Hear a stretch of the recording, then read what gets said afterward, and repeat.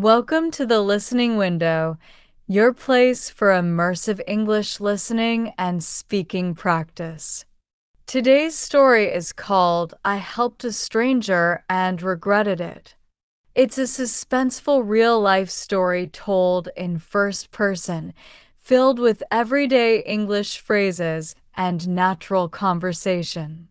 As you listen, speak along with me to improve your fluency and confidence.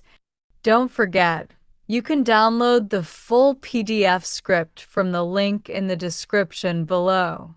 The PDF includes a vocabulary list with meanings and examples, a quiz, an answer key, and a bonus writing or speaking prompt. Let's begin. It started on a rainy Tuesday afternoon.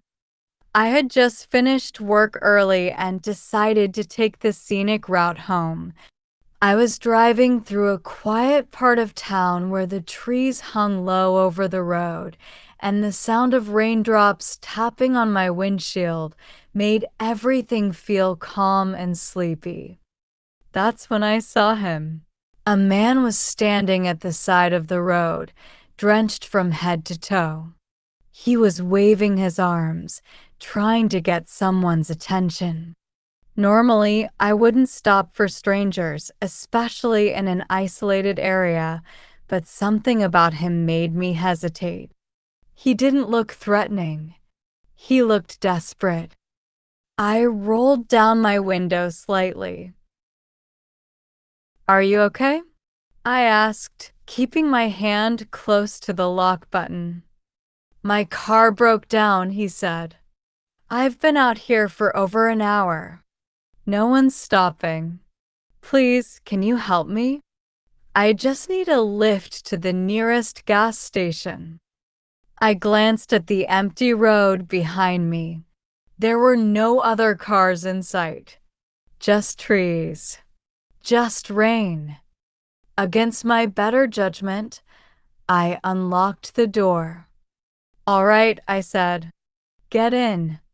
He climbed into the passenger seat, dripping water all over the floor mat.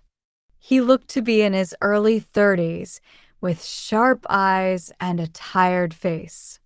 His clothes were muddy, and his shoes squished with every step.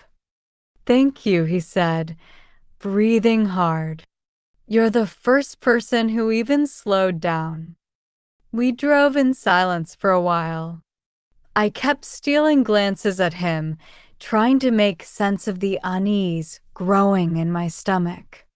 Something felt off, but I couldn't explain what. Maybe it was the way he kept looking around, like he was expecting someone to follow us. Or maybe it was how he didn't actually mention where the gas station was. "So, where exactly are we going?" I asked, my voice casual. "There's one just off Route 18, he said quickly. "Only a few minutes more." I nodded, even though I knew that area. There wasn't a gas station off Route 18. Not for another 15 miles. I kept driving, my fingers tightening on the wheel.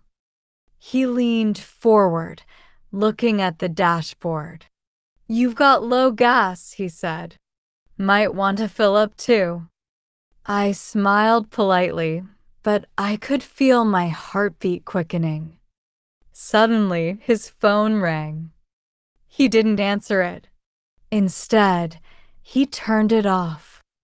"No one important," he muttered. I couldn't take it anymore.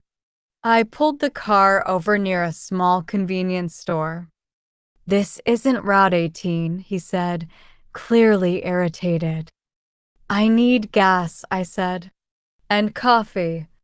He looked at me for a second, then nodded slowly. "Fine." I grabbed my bag and got out quickly, locking the car behind me as I headed into the store. Once inside, I went straight to the cashier and told him to call the police. I whispered that the man in my car might be dangerous. While the cashier picked up the phone, I peeked through the window. The man was now out of the car, pacing. He looked angry. He kept glancing toward the store, then down the road. A few minutes later, the police arrived. They approached him calmly, and after a short conversation, they handcuffed him. I was stunned.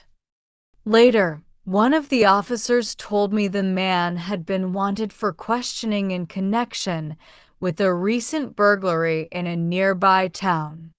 He wasn't just a random stranger. He had been using that same broken-down car story to lure people in. I stood there, shivering despite the warmth of the store, realizing how close I had come to something far worse. Now, I always think twice before helping someone on the road. I still believe in kindness, but I also believe in being careful. And sometimes, helping a stranger can cost you more than you expect. But here's the part where things could have gone differently. What if I hadn't stopped at all? What if I had kept driving? Or worse, what if I had driven him all the way to that fake gas station? I want to hear what you would have done in my place. If you enjoyed this story, don't forget to download the free PDF from the description. It includes a full script for reading and speaking practice, a vocabulary list, a quiz with answers, and a writing or speaking prompt to help you improve your English. And tell me in the comments, what would your alternate ending be? What would you have done?